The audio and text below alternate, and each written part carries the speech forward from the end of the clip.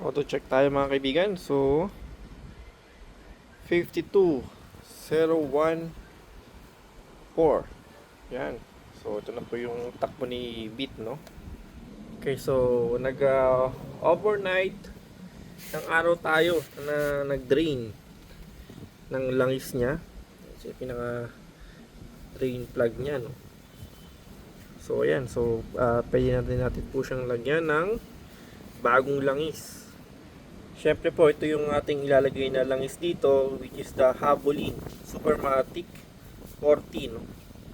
Again, APSN Jaso MB 800 ml, sakto lang po siya. So ito po yung ating nabili dun sa Makina Moto Show, no? Nung nakaraang linggo.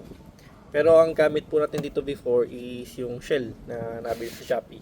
Then before Shell, naggamit tayo ng Petron. Pero since sale doon sa Makina Moto Show, so bumili tayo ng Havolin na. Okay, so Havolin. Ayan.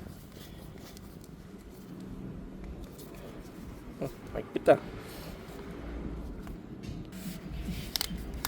Yun. Bagong bago po, no? Caltex, oh. Angas, ah. Nakalagay po dyan, ang tag dito, no? Lit to full. Ayos to, ah.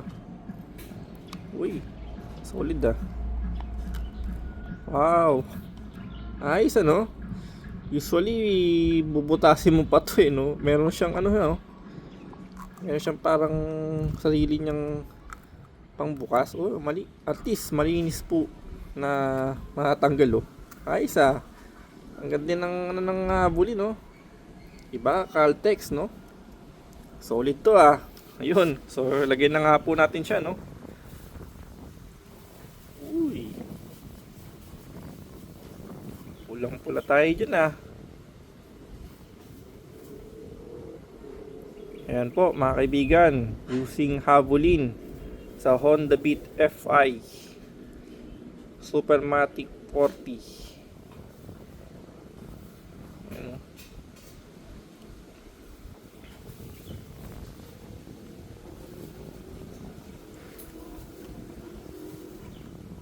Solid na solid yan, ah.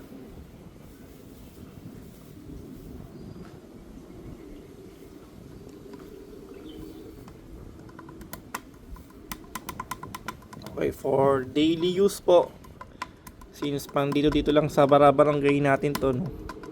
Ito po yung ating gamit na langis, no?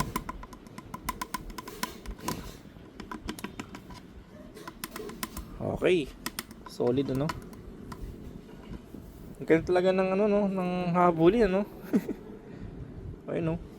Malinis mo siyang nakuha, no? I mean, nabuksan yung pinaka bunganga niya. Ayan, okay na po, no? Saka natin siya tatakpan.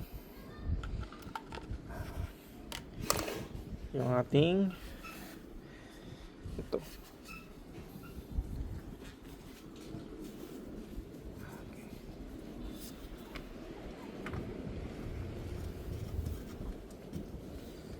Konting pihit lang, ano, para at least magsarado siya.